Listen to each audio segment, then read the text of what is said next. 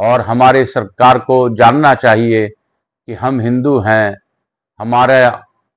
हम सनातन हैं, हम वक्त पड़ने पर सभी सेनाओं के साथ हैं। हमें गोली भी छाती पर खानी पड़ी तो हम खाने को तैयार हैं, क्योंकि इससे हमारा मन बढ़ता है। बाबा विश्वनाथ सभी पर रक्षा करते हुए, सभी को सद्बुद्धि देते हुए आगे की कृपा बनाए रखें। इसी के साथ आज की कथा प्रारंभ करूंगा और यही कहूंगा कि मेरे भोलेनाथ सबको सद्बुद्धि प्रदान करें। हम लोगों ने कल जाना था कि जो पुरुष द्वादशी को उपवास करके चंदन, पुष्प, धूप तथा भली भांति भांति नैवेद्य का अंकपाद जी को पूजा करता है तथा जो वहां श्राद्ध करता है वह सदैव बैकुंठ धाम में निवास करता है। बोलो काशी काशी शिव काशी महाकाल राजा की जय। सनत कुमार जी कहते हैं, देवताओं ने लड्डुओं से विघ्नराज गणेश जी की पूजा की थी। तब से वहां गणेश जी लड्डू प्रिय के नाम से प्रसिद्ध हुए। जो भक्ति पूर्वक विघ्नराज गणेश जी को पूजा करता है उसे कभी विघ्न का सामना नहीं करना पड़ता। गणेश जी संतुष्ट होकर उस पुरुष को संपूर्ण कामनाएं पूर्ण कर देते हैं। चतुर्थी को केवल रात में भोजन करने का व्रत लेकर विशेषतः शिप्रा नदी में स्नान करके रक्त वस्त्र धारण करें और लाल चंदन के जल से मंत्रोच्चार पूर्वक गणेश जी का स्नान करावें। फिर लाल चंदन का अनुलेपन करके लाल फूलों से उनकी पूजा करें। धूप और उत्तम गंध निवेदन करें। नैवेद्य में लड्डुओं का भोग लगावें। जो ऐसा करता है वह मृत्यु के पश्चात शिव धाम को जाता है। जो सूर्य द्वार में देवता दानव वंदित कुसुमेश्वर शिव की श्रद्धा से पूजा करता है वह शिवलोक में आनंद का अनुभव करता है। जो देवादिदेव जयेश्वर महादेव का दर्शन करता है वह सब कार्यों में विजयी होता है और अंत में शिवलोक को जाता है।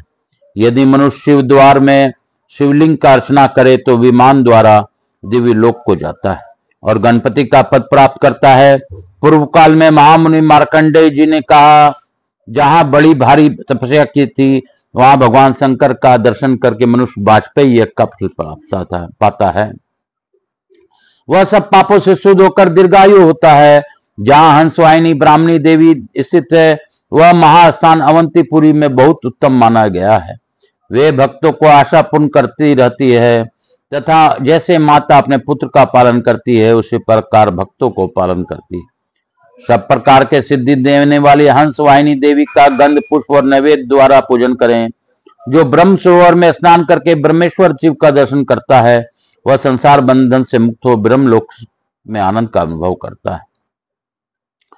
जहां ब्रह्मा जी ने यज्ञ किया था उस स्थान पर यज्ञ के लिए जो कुंड बनाया गया था उसका नाम यज्ञवापी है। उसमें स्नान करके पवित्र हो जो पशुपति का दर्शन करता है वह पशु योनियों में पड़ने हुए पितरों का भी उद्धार कर देता है और स्वयं शिवलोक में जाता है जहां साक्षात महेश्वर निवास करते हैं। रूप कुंड में स्नान करके मनुष्य रूपवान होता है।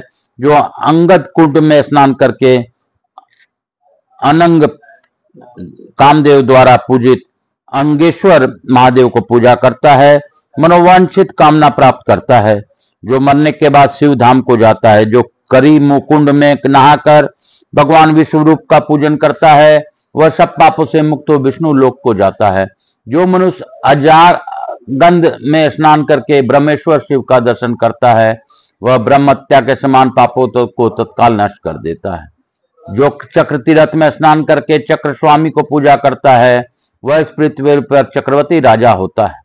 जो विधि पूर्वक स्नान करके सिद्धेश्वर का दर्शन करता है वह इच्छा अनुसार चलने वाले विमान के द्वारा रुद्रलोक में जाता है। जो मनुष्य सोमवती में स्नान करके सोमेश्वर शिव का पूजन करता है वह चंद्रमा के समान निर्मल होकर चंद्रलोक में आनंद भोगता है। व्यास जी ने पूछा, भगवान सोमवती तीर्थ और सोमेश्वर लिंग का प्रागट किस प्रकार हुआ? इसको मैं यथार्थ रूप से सुनना चाहता हूँ। सनत कुमार जी ने कहा, व्यास सुनो, संपूर्ण लोगों को तृप्ति करने वाले जो भगवान सोम हैं उनके पिता महाभाग अत्रि मुनि पूर्व काल में उज्जैनीपुरी में रहकर 3000 दिव्य वर्षों तक बड़ी भारी तपस्या में लगी रहे। वे दोनों भुजाएं ऊपर उठाकर ब्रह्म ध्यान में तत्पर हो तपस्या करते थे। उन महात्मा का ब्रह्म तेज उनके नेत्रों से प्रकट हुआ और संपूर्ण दिशाओं को प्रकाशित करता हुआ ऊर्ध्व लोक तक फैल गया। जब कोई भी उस धारण करने में समर्थ न हुआ, तब वह असद्य तेज संपूर्ण लोकों को उदासित करता हुआ पृथ्वी पर गिर पड़ा। उसी से शीत किरने वाले सोम प्रकट हुए, जो सब लोगों को प्रिय हैं। उसी तेज से सोमा नामक एक नदी भी उत्पन्न हुई, जो अमृतमय जल से पूरित हो शिप्रा नदी में जाकर मिल गई। तब से वह तीर्थ सोमवती शिप्रा के नाम से विख्यात है। सोमवती शिप्रा अत्यंत पुण्यदायिनी है। उसका दर्शन करके मनुष्य सब पापों का त्याग कर देता है। मुने, सोमवती अमावस्या का योग आने पर जो बुद्धिमान मनुष्य सोमवती शिप्रा में स्नान, दान, जप तथा होम करता है, उसका किया हुआ वह सब पुण्य अक्षय होता है। यहाँ पर तिल और जल द्वारा तर्पण तथा पिंड दान करने से पितरों में कोई यथावत तृप्ति होती है। शिप्रा नदी एवं सोमवती के संगम का जल कोटि तीर्थों को फल देने वाला है। यदि अमावस्या और सोमवार का योग मिल जाए, तब वह साक्षात पितृ तीर्थ गया के समान हो जाता है। अमावस्या, सोमवार और वैतीपात तीनों का योग होने पर सोमवती तीर्थ में गया से 100 गुना अधिक पुण्य कहा गया है। चंद्रमा को पृथ्वी पर गिरा हुआ देख जगत गुरु ब्रह्मा जी ने उन्हें संपूर्ण लोकों के हित की इच्छा से रथ पर बिठाया। उस रथ पर ब्रह्मा जी के साथ चंद्रमा को देखकर सब देवताओं ने प्रसन्नता पूर्वक स्तवन किया। उस समय चंद्रमा का प्रकाशमान तेज पृथ्वी पर सब और गिरा। ब्रह्मा जी ने उस रथ से 21 बार पृथ्वी की परिक्रमा की। इससे चंद्रमा का शीतल तेज सर्वत्र गिरा। वह तेज हो ही पृथ्वी से अत्यंत निर्मल औषधियां अन्न आदि के रूप में उत्पन्न हुआ। उन्हीं औषधियों द्वारा यह संपूर्ण विश्व तथा यहाँ रहने वाले 4 प्रकार के प्रजा जीवन धारण करती है। तदंतर भगवान सोम ने प्रसन्न होकर 10,000 वर्षों तक अत्यंत दुस्सह तप किया। इस तपस्या से संतुष्ट हुए लोक पितामह ब्रह्मा जी ने सोम को अधिपत्य प्रदान किया। वे बीज औषधि और ब्राह्मणों के राजा हुए। प्रचेताओं के पुत्र प्रजापति दक्ष ने अपने 27 कन्याओं को, जो महान व्रत का पालन करने वाली तथा नक्षत्र नाम से प्रसिद्ध थी, राजा सोम के साथ ब्याह किए दिया। एक समय सोमवार के दिन सोमवती अमावस्या के योग में राजा सोम महादेव जी के दर्शन की इच्छा से अवंतीपुरी में आए। उन्होंने अपने इंद्रियों को वश में करके सोमवती में स्नान किया और सोमेश्वर की पूजा की। उनकी भक्ति से संतुष्ट होकर महादेव जी ने कहा, सोम, मेरी कृपा से तुम्हारा शरीर बहुत सुंदर एवं कमनीय हो जाएगा। आज से यह मेरा विग्रह सोमेश्वर नाम से विख्यात होकर भोग और मोक्ष देने वाला होगा। व्यास जी, इस प्रकार यह शिवलिंग और तीर्थ अत्यंत दुर्लभ बताया गया है। जो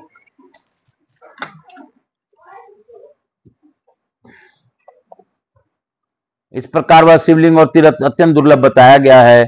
जो श्रावण मास में इंद्रियों को संयम में रखते हुए प्रतिदिन भगवान सोमेश्वर का दर्शन करता है, वह प्रतिदिन सौराष्ट्र प्रदेशों के ज्योतिर्मय लिंग सोमनाथ की पूजा का फल पाता है।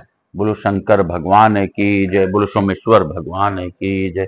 कालहरा दुखहरा दारिधरा कष्टहरा हर हर महादेव शंभु शंभु।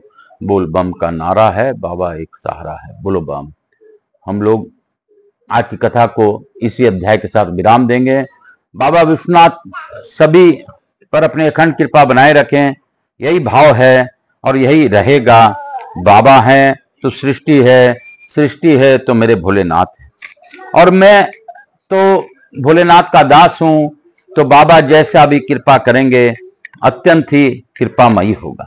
हर व्यक्ति बाबा की कृपा के लिए ही आगे का कार्य करता है, और मैं तो उनका दास हूं। मैं तो उनसे उपेक्षा रखूंगा ही कि वो सभी का कल्याण करें।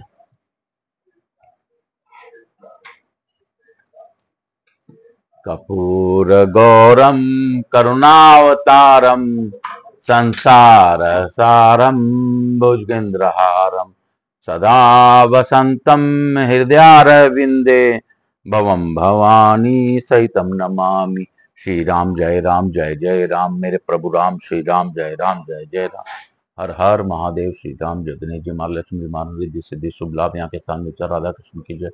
मेरे भोलेनाथ की जय, गणेश जी महाराज की जय, मातृदेवी और पितृदेव भोलेनाथ मैया पार्वती की जय, समस्त देवी देवताओं की जय।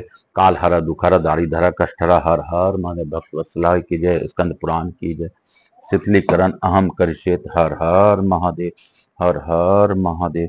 शंभु शंभु बोल बम का नारा है, बाबा एक सहारा है। बोलो बम, बोलो बम, बोलो बम, बोलो बम। बोल बम का नारा है, बाबा एक सहारा। बोलो बम, बोलो बम। हर हर महादेव। मातृदेवी भव, पितृदेव भव, सब पितृ देवताभ्याम नमो नमः। मैं प्रथम पूज्यदेव गणपति गणेश जी महाराज, लक्ष्मी जी महाराज ने रिद्धि सिद्धि शुभ लाभ कुबेर जी महाराज से अनुरोध करता हूं कि हमारे यहाँ निवास रहकर अखंड कृपा बनाए रखें। आवाहित समस्त देवी देवताओं से अनुरोध करता हूं, आप इस अद्भुत कथा का श्रवण का लाभ सभी को प्रदान कीजिए और इस अवंती क्षेत्र के महाकाल जी के पूजन विधि को, शिप्रा नदी के पूजन विधि को से सभी का कल्याण हो, ऐसी कृपा कीजिए और इस कथा का जो श्रवण करे उन पर अखंड कृपा बनाए रखिए। आप सभी को आशीर्वाद प्रदान कर अपने स्थान को गमन करें, पुनः बुलाने पर पधार कर आशीर्वाद दें। मैं अपने भोलेनाथ मैया पार्वती को धन्यवाद दूंगा और देता रहूंगा कि बाबा आप ही हैं, तारनहार हैं, आप ही जग का कल्याण करते हैं। इसीलिए आप विश्वनाथ हैं, कहीं जगन्नाथ हैं, तो कभी जगन्नाथ रूप में, कभी विश्वनाथ रूप में, कभी आप गणपति गणेश के रूप में, सभी रूपों में आप हैं। मैं आपको वंदन करते आपसे अनुरोध करता हूं, आप अखंड कृपा सभी पर बनाए रखिए। जो इस कथा का श्रवण करें उन्हें कथा सुनने का फल दीजिए, जो कथा को आगे बढ़ाए उसे के कष्टों में उनका साथ दीजिए। बाबा आप मेरे साथ जो करना चाहें आप जाने, आपका काम जाने। काल हर दुख हर दारी धरा कष्ट हर। हर हर महादेव। शंभु शंभु बोल बम का नारा है, बाबा एक सहारा। बोलो बम।